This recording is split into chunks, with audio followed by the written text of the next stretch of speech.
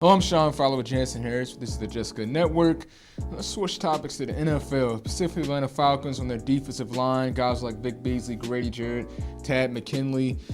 What type of impact do they have to have in order for this defensive line to be successful this coming season, Jansen? Okay, first let's talk about the obvious thing everybody's talking about, especially in Atlanta. Let's talk about Vic Beasley. Okay. People are mad as hell. 10 sacks the last 2 years. Year before that led the NFL 15 and a half sacks, right? Definitely. Dan Quinn has a game plan for it. Now, some people are saying, oh, he's full of crap. He's on the hot seat. They need to get to the playoffs. That's all true. That's all true, Sean. I'm not taking anything away from that. But I think Vic Beasley's going to have a big year because what he did with Michael Bennett and that defense overall, I think Vic just needs to settle in.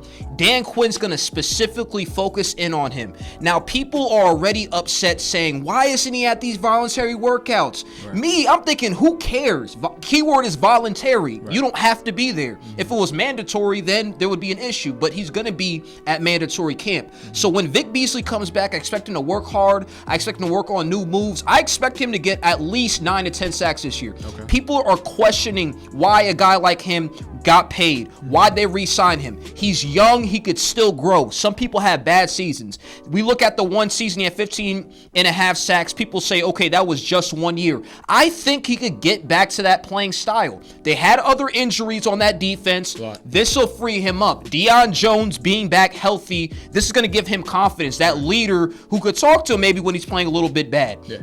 Now let's go on Grady Jarrett. $15 million on that franchise tag.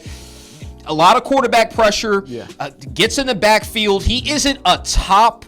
I know you're mad about the $15 million, but he isn't a top tier defensive tackle. Right. But he's in that next group. He could put pressure on the quarterback. Two, right. Yeah, tier 2. He could put pressure on the quarterback. He could get into the backfield. That's what I like about him. I'm expecting another big year out of him. Maybe his sack total go up a little bit more, but you're getting I call him Mr. Consistent. Yeah. You're going to get consistent play out of Grady Jarrett. Now, long-term deal, I don't know if the Falcons want a long-term deal with him. $15 million is a lot of money, so he needs to deliver. And last but not least, Tad McKinley, we saw how good he was last season. He's going to continue to grow. I expect teams to even at times, because he's going to get even more playing time, try to double-team him. Yeah. He led the team with sacks with 7 last year. Not a lot, obviously, but Tad McKinley's a solid player. This defensive line overall needs to play well because I told you, when they went and drafted offensive line, they needed some secondary help. You don't want True Front being your number one corner. Definitely. You don't want that. So this defensive line is going to have to get in the backfield. They're going to have to get that push up front.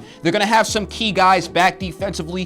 Dan Quinn is going to specifically focus in on this Falcons defensive line up front to get that pressure so they can create more turnovers. They can get more turnovers, and this Falcons offense could play how they usually play, which is always top 10 to top 5 to maybe even best in the NFL. This team will be back in the playoffs, but it starts with that defensive line, Sean. It definitely starts with the defensive line. You know, Vic Beasley, like you said, 15 and a half sacks in 2016. Yeah. Granted, they went to the Super Bowl because you see the defense started being a top 10 defense towards, say, the last quarter of the season. They got hot at the right time, especially the Falcons offense, the top 5 offense, if not the best offense that particular year.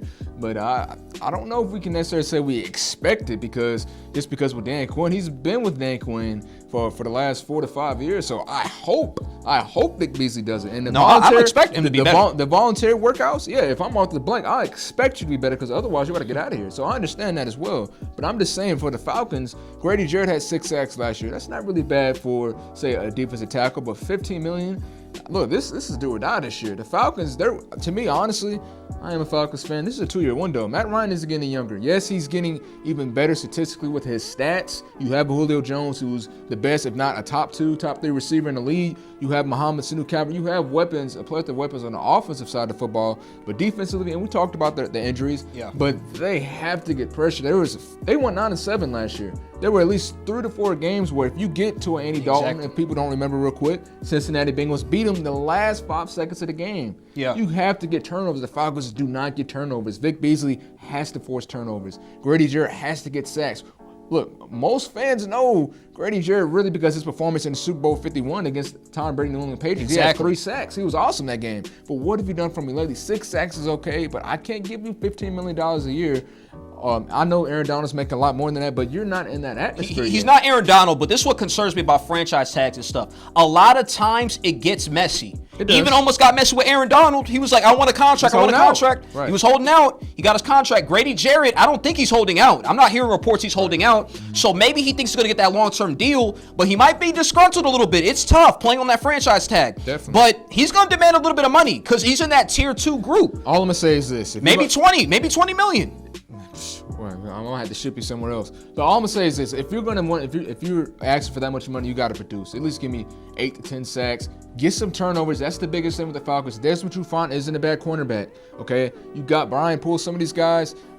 He ain't bad, but I don't want him at my 1. I don't want him at my 1. That's fine. You don't have to have one of them. You don't want him at your 1 either. Well, he is your 1. He's not. He's been a Pro Bowler at cornerback on Atlanta Falcons. So all I'm saying is this: they don't have a terrible defensive back secondary group. Yeah. But at the same time, you can't continue to cover the receivers for about 4 to 5 seconds a snap if you're not getting pressure. So I would just think this: Vic Beasley here, Grady Jarrett here, Tat McKinley, y'all have to get pressure. We got to get multiple sacks. So that's all I have to say with that. Exactly. And I think, again, Deion Jones, last but not least, him just being back. Keanu Neal as well. Yeah, Keanu Neal being back. Those 2 guys could easily be Pro Bowlers this year. Definitely. Easily could be all pros, actually, too. Deion Jones, he's getting to that level. Yeah. But I think I'll leave it at this with Dan Quinn. And why I'm so high up on the Vic Beasley thing, I'm not really letting go of that, is do I necessarily believe he deserved the money? No, but I understand the thinking behind it. And pressure makes diamonds. There's going to be a lot of pressure, again, of course, on Matt Ryan, Julio Jones, the usual. But Dan Quinn, a lot of pressure on Dan Quinn this year, and a lot of pressure on Vic Beasley, and I think pressure makes diamonds, so I think it's going to be time, Dame time. It's going to be time for them, Falcons time. We'll keep it at that. So I think everybody's going to improve more on the Falcons